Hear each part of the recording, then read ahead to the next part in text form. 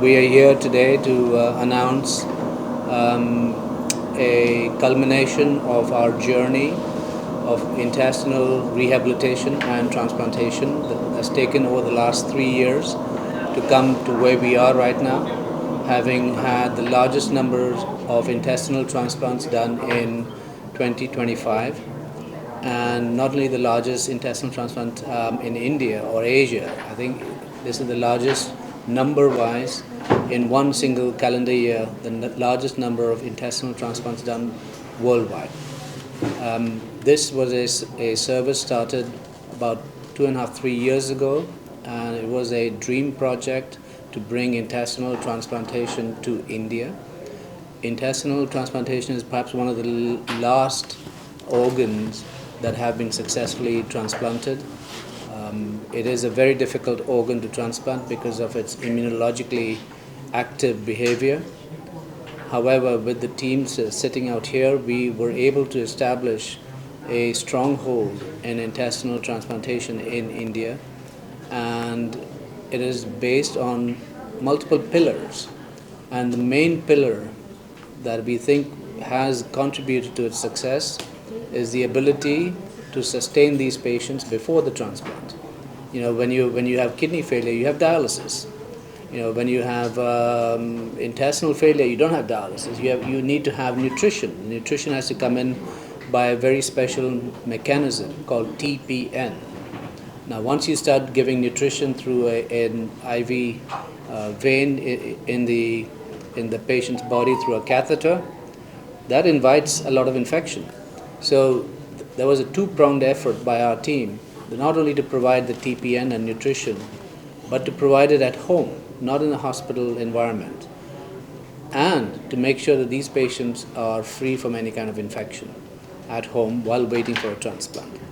Intestinal transplant itself is quite a complex procedure that the team has become very, very confident in, and we've taken our expertise and projected that out and have shown that we can do the largest number of intestinal transplants in the world with fantastic outcomes. So not only the ability to have home TPN, but keeping patients away from infections, and the ability of the team, very strong team, to be able to pick up patients who are in dire straits wherever they are in the geographical location. Could be Agra, could be Delhi, could be Bombay, could be West Bengal, could be Goa, could be Rajasthan. Our team goes there, assesses the patients, and picks them up and brings them either by train, by ambulance, train ambulance, road ambulance, by air, to be able to bring them back to base. This is our base, and this is where we rehabilitate them and are able to take them safely to transplant. So it is a multifactorial way of trying to get these patients to a secure place, give them the right support, make them stable, and then transplant them. Now, once you transplant them, that's when their journey actually starts. The post-transplant, being able to keep tabs on these patients, is again a very vital role that our team plays. We are in constant touch with these patients. They stay around us after the transplant for about 2 to 3 months.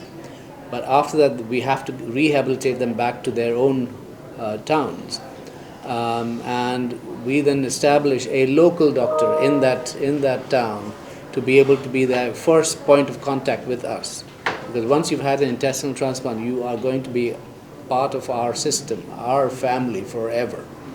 And the frequent checks and what have you that are put into the SOPs that we strictly adhere to is important to be able to have a sustainable and large program like the one that we have here, with fraction of the cost as compared to the Western world.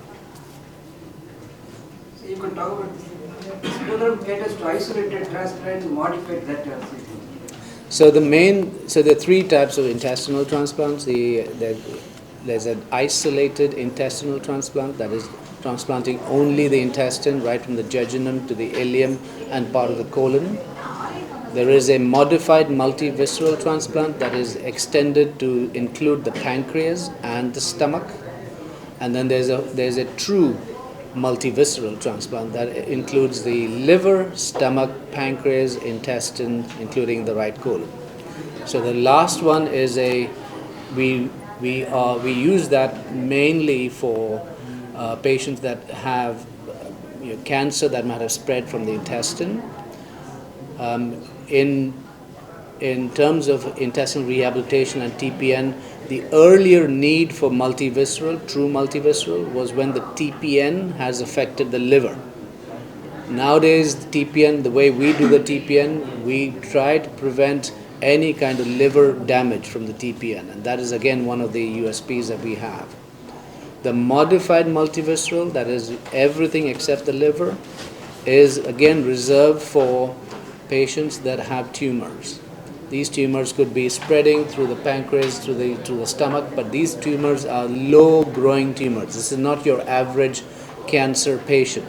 These tumors are slow-growing tumors of the abdominal cavity, limited to the abdominal cavity. And the most important example is tumors coming from the appendix.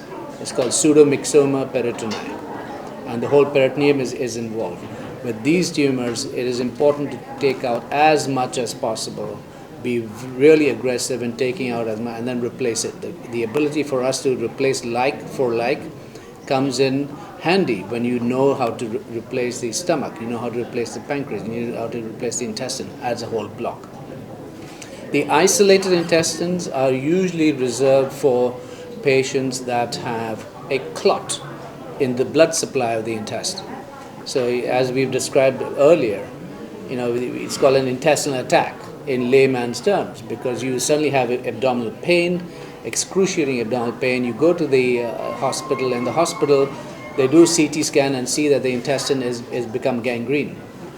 And traditionally, in the days before, surgeons would open up and see black intestine and then close, because they would say there's no treatment for this.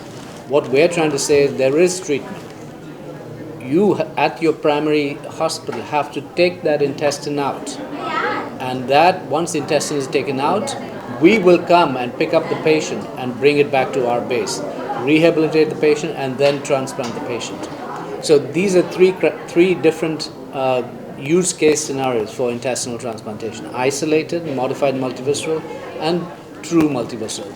The later two are mainly for wider indications like cancer, whereas the first one, isolated intestine, is mainly for intestinal ischemia.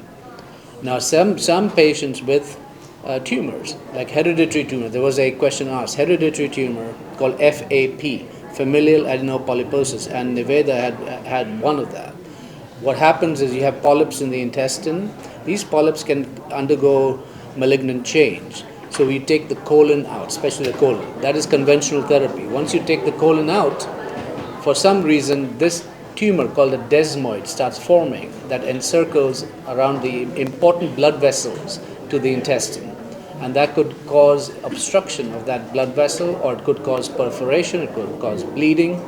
In these cases, you can use an isolated intestine. You don't have to use this modified multivisceral graft. You can use isolated intestine to take out that desmoid, take out the intestine, and transplant only the isolated intestine.